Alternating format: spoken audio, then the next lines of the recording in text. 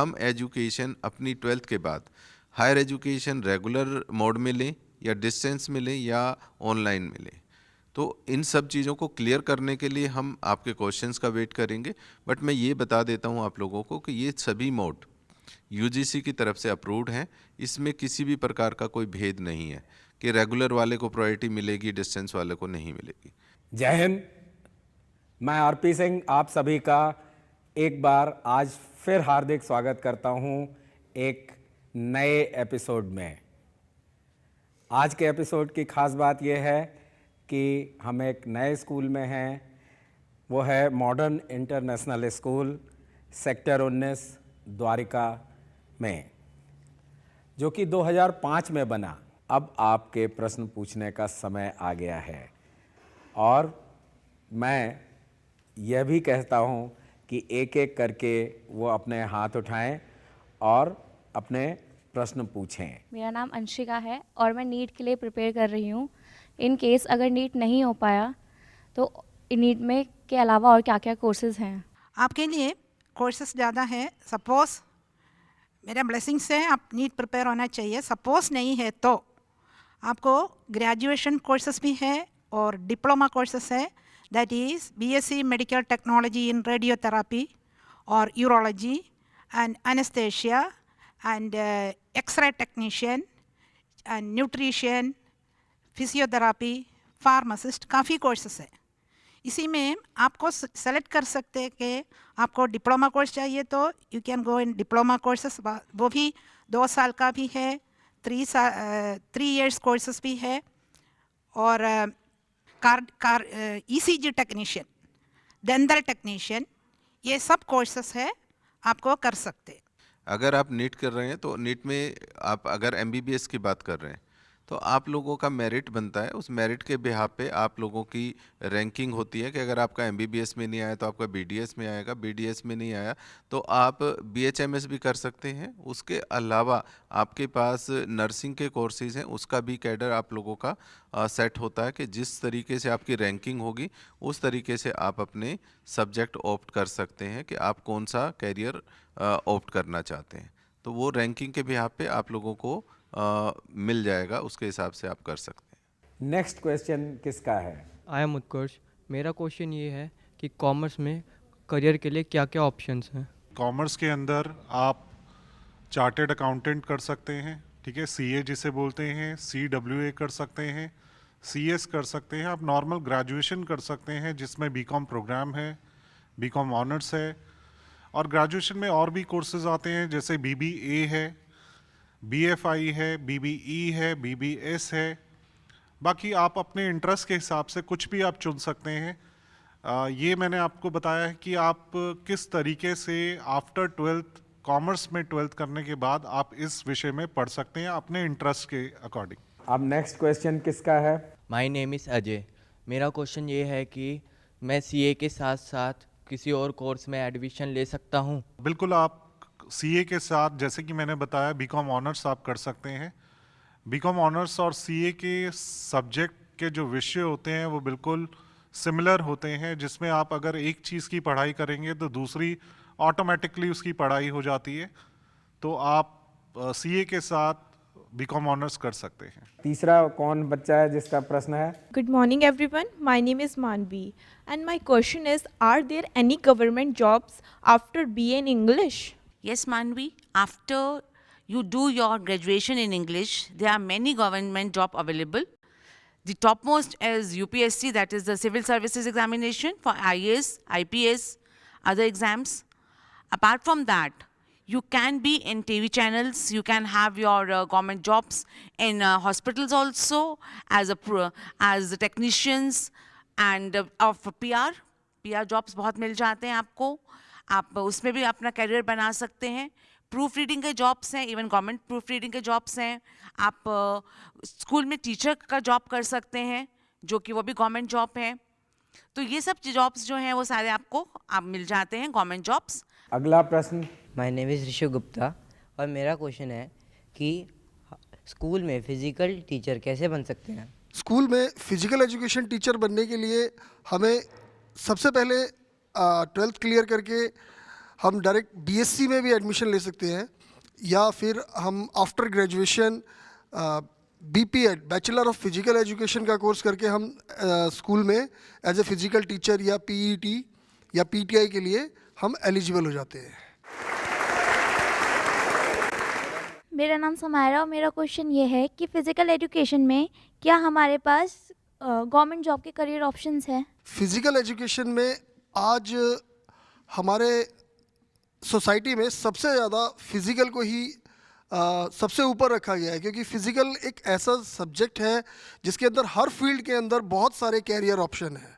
आप स्कूल के अंदर as a physical teacher join कर सकते हैं, कॉलेज के अंदर department of physical education DP जिसको हम बोलते हैं, स्टेडियम्स के अंदर कोचेस के लिए प्राइवेट जिम जैसे हुए हैं और प्राइवेट कोचिंग सेंटर इंस्टीट्यूट है, इस तरह के बहुत सारे ऑप्शन हैं। Government jobs, Railways, airlines, bank, defence sector जिनको हम लोग अपनी स्पोर्ट्स की लैंग्वेज बोलते हैं कि बेल्ट सर्विसेज की जॉब, ये बहुत सारे डिपार्टमेंट हैं जो गवर्नमेंट जॉब आपको आफ्टर 10th क्लास भी आपको जॉब ऑफ़र करते हैं।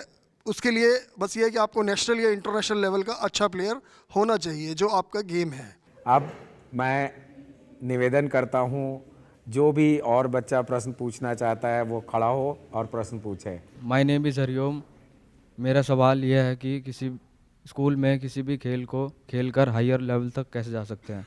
सबसे पहला, हम लोग जब किसी भी स्पोर्ट्स या गेम को खेलना शुरू करते हैं तो हम उसके लिए स्कूल की टीम में, अगर टीम गेम है तो टीम गेम में पार्टिसिपेट करते हैं, या इंडिविजुअल गेम है तो इंडिविजुअल गेम्स में। सबसे पहले हम अपने स्कूल से जोनल में अपने स्कूल को रिप्रेजेंट करते हैं, फिर हम इंटर जोनल में अपने जोन को रिप्रेजेंट करते हैं, उसके बाद हम लोग स्कूल नेशनल्स गेम्स में अपने स्टेट को रिप्रेजेंट करते हैं और वर्ल्ड स्कूल्स गेम्स में अपनी कंट्री को रिप्रेजेंट करते हैं। तो ये हमारा जो बेस है ये स्कूल से ही स्टार्ट होता है। यही प्रोसेस हमारा कंटिन्यू कॉलेज के अंदर भी ऐसे ही रहता है, inter college, all India university, world university. इसी तरह से हम अगर कैरियर ऑप्शन के अंदर जाते हैं, किसी रेलवेज़ को ज्वाइन करते हैं, तो हम पहले डिविजनल के इवेंट को पार्टिसिपेट करते हैं, फिर हमारा उससे बड़ा जो इवेंट आ जाता है कि जिसमें ऑल इंडियन रेलवेज़ का कंपटीशन आ जाता है, तो हम ऑल इंडियन रेलवेज़ के अंदर अगर हम मेडल अचीव करते हैं तो हम वर्ल्ड रेलवेज़ के लिए पार्टिसिपेट करते हैं। इसी तरह से स्टेप बाय स्टेप सभी गेम्स और इवेंट का एक जो कोऑर्डिनेशन है और कॉम्बिनेशन है वो एक दूसरे से जुड़ा हुआ है। स्टार्टिंग जो है वो हमें स्कूल लेवल से स्टार्ट होती है, zonal level, inter zonal, state, school nationals, world schools games, इस तरह की एक अलग एक जो कड़ी है वो कड़ियाँ एक दूसरे से जुड़ी हुई है। और उन सब कड़ियों के पीछे जो मेन जो बेस है, जो पिरामिड का बेस है, वो बेस है सब फर्स्ट की स्कूल। हम स्कूल में फर्स्ट एजुकेशन के लिए आते हैं, then sports, cocurricular activities, dance, music, ये सब चीज़ें अलग हैं। तो ये सब चीज़ों के लिए हमें एटलीस्ट कम से कम स्कूल में होना बहुत ज़रूरी है। अब हमारे स्पोर्ट्स का जो स्टैंडर्ड है या जो स्तर कहें कि वो 2000 सिडनी ओलंपिक के बाद जो हमारे इंडिया का लेवल है वो धीरे धीरे डेवलप होता जा रहा है। हमारे मेडल की जो हमारे मेडल अचीव करने का जो मेडल टैली में हमारा नाम आता था वो धीरे धीरे ऊपर आने लगा है। पहले हम लोग सिर्फ एक हॉकी को लेकर और एक 1952 हंसलिक ओलंपिक के अंदर केडी जाधव ने ब्रॉन्ज मेडल लिया था और ओलंपिक के हमें हॉकी के मेडल याद हैं। देन उसके बाद जो हमारे इंडिविजुअल इवेंट में जैसे अभिनव बिंद्रा ने गोल्ड मेडल लिया 2008 बीजिंग ओलंपिक में, या फिर 2012 के ओलंपिक गेम्स में सिल्वर मेडल रेसलिंग में, पावर लिफ्टिंग में, बॉक्सिंग में। तो इस तरह से हमारे मेडल एवरी ओलंपिक्स के अंदर है ना, हमारे हर ओलंपिक में मेडल की जो हमारे मेडल की जो टैली है वो बढ़ती जा रही है। तो मैं यही चाहता हूँ कि आप लोग मेहनत करें अच्छे से और आप लोग भी उस मुकाम पर वो जो नेम और फेम बहुत कम टाइम में आप अचीव कर सकते हैं वो सिर्फ स्पोर्ट्स के थ्रू ही आपको मिल सकता है। नेक्स्ट कौन अपना प्रश्न पूछेगा? मेरा नाम अक्षत है। मेरा सवाल ये है कि क्या हमें हमारे एंट्रेंस एग्ज़ाम की प्रिपरेशन 12th से ही करनी चाहिए या फिर 12th के बाद एक ईयर का ड्रॉप लेना चाहिए? क्योंकि एज अ साइंस स्टूडेंट हमारे पास फिज़िक्स और केमिस्ट्री जैसे सब्जेक्ट है जो बहुत ज़्यादा इंपॉर्टेंट हो जाते हैं एग्ज़ाम पॉइंट ऑफ व्यू से। आप जब 11 और 12 ये 2 साल है, आप 10th के बाद ही अलर्ट हो जाइए कि आपको एंट्रेंस में जाना है और वो किस पैटर्न से क्वेश्चन पूछ रहा है। अगर आप उसके पैरेलली चलते चलते तैयारी करते जा रहे हैं तो आपको ड्रॉप लेने की ज़रूरत नहीं है, कंटिन्यूटी में आप अपीयर हो जाएंगे और आप थ्रू भी कर लेंगे। You should have confidence for that, no need of dropping and losing 1 year. और यदि आपको ऐसा लग रहा है तो then you have well option कि आप ड्रॉप लेके 1 साल और एडिशनल प्रिपरेशन करके और आप अच्छा कर सकते हैं। एक और चीज़ ध्यान में रखता है स्टूडेंट कि मुझे आईआईटी में ही जाना है, अगर उसका ऑब्जेक्टिव ये है और वो देख रहा है कि मेरी प्रिपरेशन ऐसा है कि एडवांस्ड के लिए शायद मैं कर ना पाऊँ, मेंस में हो भी जाए, एडवांस के लिए ना हो पाए, तो better wait, because it's a matter of career. तो उसमें अगर हम 1 साल थोड़ा छोड़ दें तो कोई दिक्कत नहीं है। सर ने बहुत अच्छे से आपको बात क्लियर की। मैं इसमें एक चीज़ और ऐड ऑन करना चाहता हूँ कि कहीं ना कहीं जो स्टेज सर ने अभी बताई कि आप 10th स्टैंडर्ड से ही थोड़ा सा ओपन आई रखिए और अपने सिलेबस को प्रॉपरली चेकआउट करिए।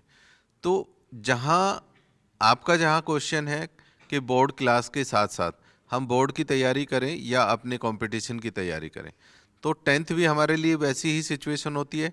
टीन एज में हम लोग उस लेवल से नहीं सोच पाते कि हम कितना सीरियस हों और किस तरीके के कॉन्सेप्ट को हम अपने माइंड में क्लियर करके चलें। 12th स्टैंडर्ड में भी सेम चीज़ आती है और मैं हमेशा एक चीज़ कहता हूँ कि एक बार में एक चीज़ को क्लियर करना बहुत ज़्यादा ज़रूरी है। अगर आप 10th क्लास में हैं तो आप 10th ही कर रहे हैं, उसको पूरा 1 साल आपने दिया है। अगर आप 11th में आए हैं तो आपने 11th को पूरा 1 साल दिया है, 12th में आए हैं तो 12th में भी आपने 1 साल दिया है।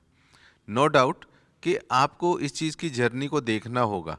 इतना टाइम हमारे पास होता है, थोड़ा सा हम लोग अटेंटिव रहें कि जो फील्ड में आप जाना चाहते हैं उस फील्ड की डिटेल्ड नॉलेज एक जगह निकाल के रखिए, प्रॉपर चेकआउट देखिए करिए, उसकी जर्नी को देखिए, उसके सिलेबस को देखिए कि वो किस एरिया से कितना कितना कवर हो रहा है।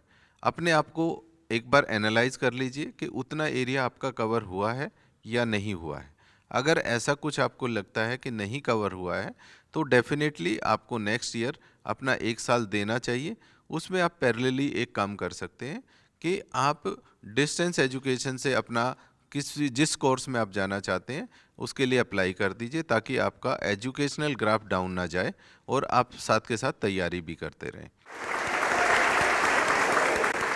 कोई और है जो अपना प्रश्न पूछना चाहता है? गुड आफ्टरनून एवरीवन, मेरा नाम वैभव है एंड मेरा क्वेश्चन ये है कि साइंस स्ट्रीम में इंजीनियरिंग और मेडिकल के अलावा और क्या क्या करियर ऑप्शंस हैं? बहुत सारे ऑप्शंस हैं। आप ऑनर्स कोर्स कर सकते हैं, जैसे फिजिक्स ऑनर्स ले सकते हैं, केमिस्ट्री ऑनर्स ले सकते हैं, मैथ्स ऑनर्स ले सकते हैं, बायोलॉजी के साइड में बॉटनी ऑनर्स ले सकते हैं, जूलॉजी ऑनर्स ले सकते हैं। साइंस के कुछ और भी स्ट्रीम्स हैं, जैसे geography is treated as a branch of science, तो जियोग्राफी ऑनर्स ले सकते हैं। Geology it is treated as a branch of science, geology honours कर सकते हैं।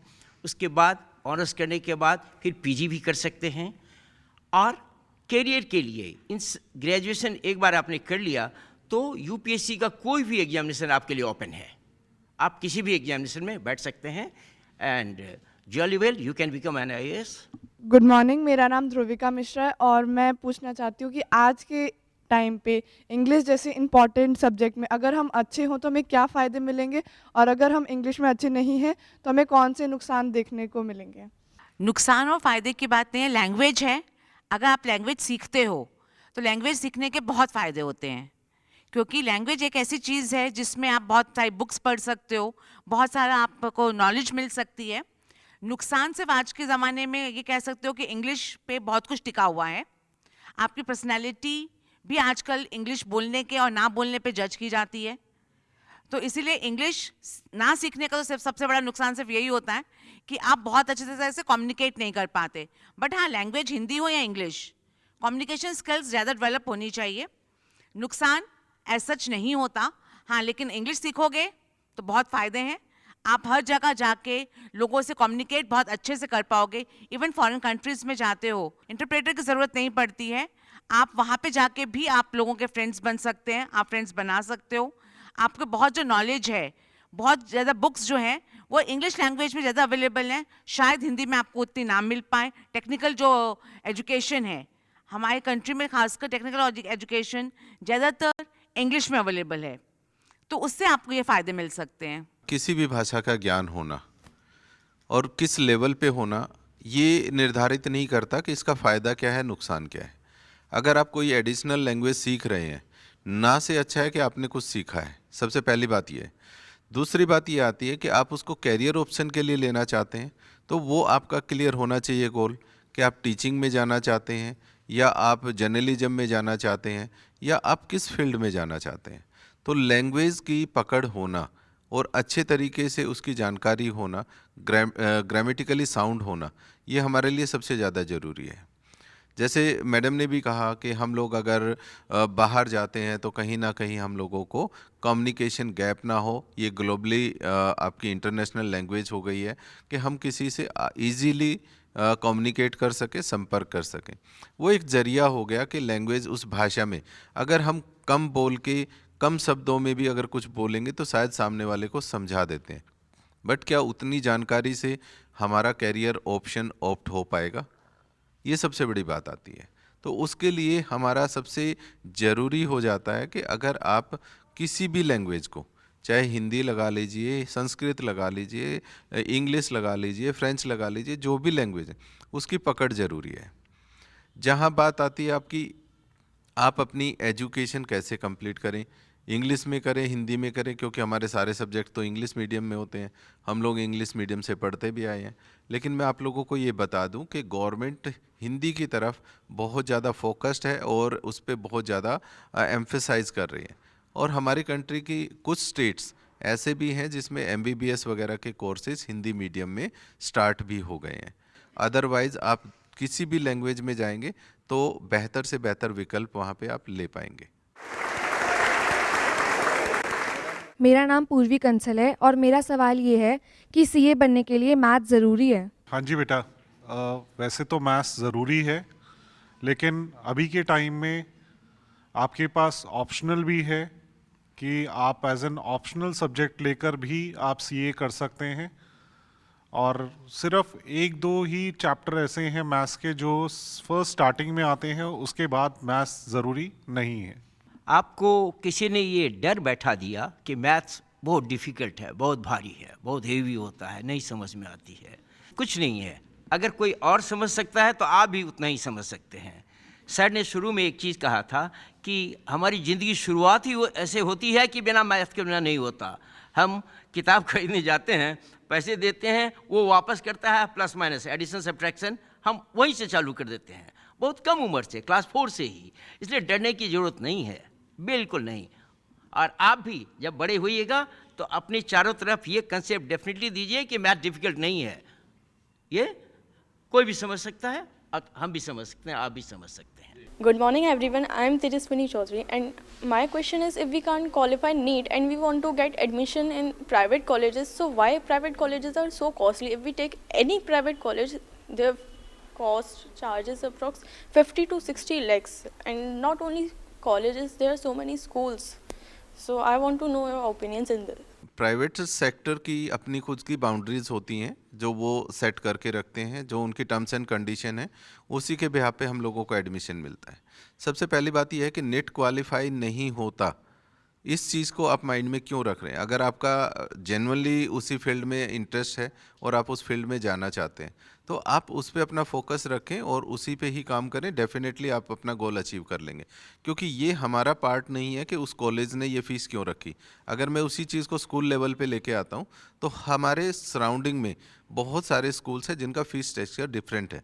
तो अगर हम ये कहें कि उस स्कूल का फ़ीस स्ट्रक्चर इतना क्यों नहीं है, या गवर्नमेंट स्कूल में तो फ़ीस लगती ही नहीं तो प्राइवेट सेक्टर में फ़ीस क्यों लगती है, तो ये क्वेश्चन मैटर नहीं करता। क्योंकि जिसने प्राइवेटली एक इंस्टीट्यूशन को सेट किया है उसके पास इंफ्रास्ट्रक्चर के अलावा बहुत सारे एक्सपेंसेस होते हैं जिनको वो मेंटेन करते हैं, एम्प्लॉयमेंट वो देते हैं। इतने प्राइवेट सेक्टर में टीचर्स या मल्टीपल स्टाफ वर्क करता है, उसके एक्सपेंसेस को मेंटेन करने के लिए हर चीज़ वहाँ पे होती है, जो हिडन पार्ट होता है हम लोग नहीं देख पाते।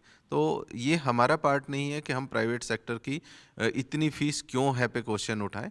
हम कैपेबल हैं उस प्राइवेट सेक्टर में फ़ी पे करने के लिए या नहीं, ये हमें डिसाइड करना है। और अगर हम कैपेबल नहीं है तो हमें अपना हार्ड वर्क और अपना उसी तरीके का आईक्यू स्ट्रॉन्ग करना पड़ेगा, अपनी वीकनेस और स्ट्रेंथ पे काम करना पड़ेगा जो जेन्युइनली हमारा पार्ट है। तो उस पे अगर हम काम करेंगे तो हम अपना गोल अचीव कर लेंगे। मैं लास्ट में डॉक्टर श्री किशन जी से ये निवेदन करता हूँ कि वो उसे सम अप करें और फिर हम क्रमशः इस प्रोग्राम को विश्राम देंगे। कि सबसे पहले तो मैं आप लोगों की एजुकेशन, हायर एजुकेशन के बारे में बात करूंगा कि हायर एजुकेशन में आपके जो मल्टीपल प्लेटफॉर्म्स हैं वो ऑलरेडी मैंने आपके साथ शेयर किए कि आप रेगुलर करना चाहते हैं, डिस्टेंस से करना चाहते हैं, ऑनलाइन करना चाहते हैं, वो आपकी चॉइस है। कुछ बच्चों के क्वेश्चन आए थे कि हम लोग अपनी प्रिपरेशन करें, पढ़ाई करें या अपने कंपटीशन की तैयारी करें। उसमें ये बेनिफिट आप लोगों के लिए बहुत ज़्यादा हो जाता है कि आप डिस्टेंस से एजुकेशन लें और साथ साथ अपनी तैयारी करें। अब हमारे पास इसमें फ़ायदा क्या हुआ है, जो हमारी नेशनल एजुकेशन पॉलिसी में कुछ अमेंडमेंट्स हुए हैं, चेंजेस हुए हैं, वो हमारे लिए फ़ायदा और नुकसान क्या लेके आया है। तो ग्रेजुएशन लेवल की अगर मैं बात करता हूँ तो यहाँ पे हम लोग पहले ग्रेजुएशन करते थे, first year, second year, third year complete करते थे तो हमें डिग्री मिलती थी। इन बिटवीन अगर आप लोगों को बीच में किसी कारणवश अपनी पढ़ाई छोड़नी पड़ती थी तो वो एजुकेशन हमें फिर दोबारा से स्टार्ट करनी होती थी फर्स्ट ईयर से। लेकिन अब आप लोगों के लिए इसमें एक चेंज आया है जिसमें आपकी मल्टीपल एंट्री और एग्जिट का ऑप्शन आपके पास है। अगर आप 1 ईयर का कोर्स कंप्लीट करते हैं तो आपको डिप्लोमा मिलता है, और उसके बाद अगर किसी कारण से आप अपनी पढ़ाई छोड़ देते हैं या छूट जाती है किसी भी रीजन से, इकोनॉमिकल रीजन है, मेडिकल रीजन है, मैरिज हो गई या जो भी इशू आपके फैमिली में आए जिस कारण से आप गैप कर गए, तो आप उसके बाद अगर दोबारा 2 साल 3 साल बाद इस सिचुएशन में आ जाते हैं कि आप अपनी एजुकेशन कंप्लीट करें, तो आपको डेफिनेटली सेकेंड ईयर में एडमिशन मिलेगा, ना कि जीरो से आपको स्टार्ट करना पड़ेगा। और अगर आप 2 साल कंप्लीट करके छोड़ते हैं तो आपके पास एडवांस डिप्लोमा होता है जिसमें आप 2 साल का आपको उसके क्रेडिट्स कोर्स मिलते हैं, और अगर आप 3 साल कंप्लीट करते हैं तो आपके पास डिग्री आ जाती है। तो इस गैप में अगर आप 2 साल 5 साल जब भी आप गैप के बाद पढ़ना चाहेंगे तो वो आपका, उसमें आप कंटिन्यू कर सकते हैं। तो हायर एजुकेशन का एक तो ये चेंज आया है जो आप लोगों के लिए बहुत ही बेनिफिशियल है। दूसरा ये है कि इसमें क्रेडिट आप लोगों के ऐड होंगे। एक यूनिवर्सिटी लेवल पे एक ABC अकाउंट आप लोगों का जनरेट होगा। ये आपका बैंक अकाउंट नहीं है, ये आपका एजुकेशनल अकाउंट है जिसमें आप लोगों का इसका क्रेडिट्स उसमें ऐड ऑन होंगे। अगर मान लीजिए किसी जॉब के लिए आप जाते हैं और उसमें डिप्लोमा की नीड है तो आपका क्रेडिट स्कोर इस चीज़ को क्लियर कर देगा कि इसके पास इस लेवल तक का डिप्लोमा है और ये एलिजिबल है इसके लिए। अगर आपके लिए एडवांस की बात आती है तो एडवांस डिप्लोमा उसमें आपके क्रेडिट स्कोर में शो करेगा कि आप इस जॉब के लिए, इस क्राइटेरिया के लिए आप फुलफ़िल करते हैं ये अपनी टर्म्स एंड कंडीशन। और ग्रेजुएशन करते हैं तो ग्रेजुएशन के बाद, अब ग्रेजुएशन आपकी, अगर आप 4 साल की ग्रेजुएशन करते हैं तो 4 साल की ग्रेजुएशन में आप 3 साल ग्रेजुएशन कर रहे हैं, 1 साल आप रिसर्च वर्क कर रहे हैं। इसका बेनिफिट क्या होगा, क्यों करें 4 साल की? तो इसमें आपको फ़ायदा ये होगा कि अगर आप मास्टर्स के प्रोग्राम में जाते हैं तो आपको 1 साल की मास्टर्स करनी होगी, और अगर आप 3 ईयर के कोर्स के बाद मास्टर्स करते हैं तो आपको 2 साल की मास्टर्स करनी पड़ेगी। जो हम लोग मास्टर्स के बाद एमफिल करते थे, एमफिल को एलिमिनेट कर दिया गया है, अब एमफिल नहीं है। मास्टर्स के बाद सीधा आप PhD में एनरोल कर सकते हैं। इस तरीके से आपके हायर एजुकेशन का जो एरिया है उसमें आप अपने अपने कोर्सेज को अपनी चॉइस के हिसाब से या अपनी नीड के हिसाब से कंप्लीट कर सकते हैं। इसके साथ साथ बैचलर ऑफ वोकेशनल कोर्सेज की अगर हम बात करते हैं तो यहाँ पे कंपैरिजन आ जाता है कि हम सिंपल ग्रेजुएशन क्यों ना करें, ऑनर्स क्यों ना करें, बैचलर ऑफ वोकेशनल कोर्सेज क्यों करें। तो इसमें हमें फ़ायदा ये है कि ये हमारे कोर्सेज 70% प्रैक्टिकल है और 30% आपके पास थ्योरेटिकल है। तो आप करके सीख रहे हैं, लर्निंग बाय डूइंग, और करके सीखते हैं तो आप 3 साल अगर किसी भी, मान लीजिए हमारे सिस्टम की ही बात करते हैं, अगर आप कंप्यूटर सिस्टम पे काम करते हैं, आप एक नॉलेज लेके आए, 3 साल आपने अपनी एजुकेशनल ग्राफ को बढ़ाया है, और एक बच्चा है जिसने 3 साल प्रैक्टिकल अपने ग्राफ को बढ़ाया है कि उसी फील्ड में, उस सिस्टम पे वो रेगुलरली काम कर रहा है, तो किसकी स्किल्स ज़्यादा डेवलप होंगी, रेगुलर एजुकेशन की या बैचलर ऑफ वोकेशनल कोर्सेज करके उस फील्ड में पर्टिकुलर अपनी नॉलेज गेन करने की? नो डाउट जिन्होंने प्रैक्टिकल 3 साल किया है उसकी नॉलेज ज़्यादा होगी। सिस्टम पे अगर हम बिठाएंगे तो वो बहुत फ्रीक्वेंटली काम करेगा। सेम अगर आप फिजिकल एजुकेशन पढ़ रहे हैं, आपने एक सब्जेक्ट पढ़ लिया लेकिन आप पर्टिकुलर किसी गेम में नहीं गए, तो आपका उसमें सिलेक्शन होने में टाइम लगेगा। जबकि अगर आप साथ साथ 3 साल किसी गेम को प्रैक्टिकली कर रहे हैं तो उसमें आपका एक्सपोजर ज़्यादा होगा, आपकी स्ट्रेंथ भी ज़्यादा होगी और आप उसमें बहुत बेहतर कर भी पाएंगे। तो इमीडिएटली अगर सिलेक्शन का मोड आएगा और उसमें ग्रेजुएशन की बात आती है कि क्राइटेरिया ग्रेजुएशन होना चाहिए, तो नो डाउट कि आपका कोच जो भी है वो इस चीज़ को ज़रूर निर्धारित करेगा कि जिसके पास प्रैक्टिकल नॉलेज है, जो प्रैक्टिस में रहा है ज़्यादा टाइम, उसको वो प्रायोरिटी देंगे। इंडस्ट्री में भी अगर आप जाते हैं तो इंडस्ट्री में भी आपके साथ यही होगा कि आपका अगर रिज्यूमे ये बोल रहा है आपने बैचलर ऑफ वोकेशनल कोर्सेज किए, तो उसमें आप लोगों को प्रायोरिटी मिलेगी, क्योंकि वो कोई भी इंस्टीट्यूशन अपने एम्प्लॉय को ट्रेंड करने के लिए नहीं लाता कि मैं उसको जॉब दूं और वो 6 महीने में उसको ट्रेनिंग दूं, उसके बाद वो काम करेगा। अगर उसके पास ऑप्शन ऐसा है कि जो ऑलरेडी ट्रेंड है और वो उस जॉब के लिए उचित है, तो वो उसको पक्का ऑप्शन देंगे कि पहले आप ही आएँ, और वो रेडी टू वर्क है, वो आके इमीडिएटली अपना काम शुरू कर सकते हैं।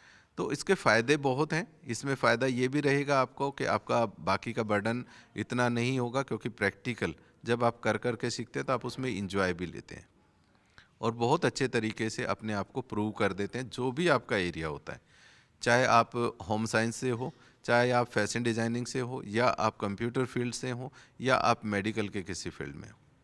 सो इन चीज़ों का आप ध्यान रखें कि जब आप आफ्टर 12th चयन करते हैं तो इन चीज़ों के बारे में अगर आपको कहीं भी कोई ऑप्शन नज़र नहीं आता, तो आपको जो स्क्रीन पे नंबर नज़र आ रहे हैं उनसे आप हमारी काउंसलर्स की टीम से बात कर सकते हैं और अपने बेहतर ऑप्शन के बारे में पूछ सकते हैं। वो डेफिनेटली आपको गाइड करेंगे।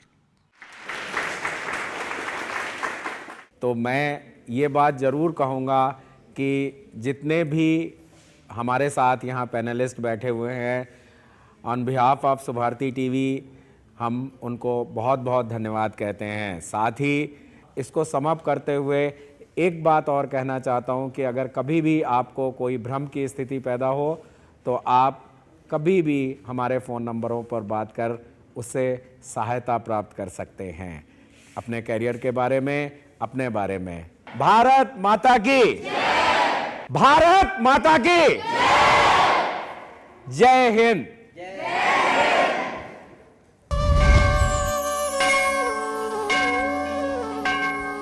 पढ़ेगा भारत तो बढ़ेगा भारत।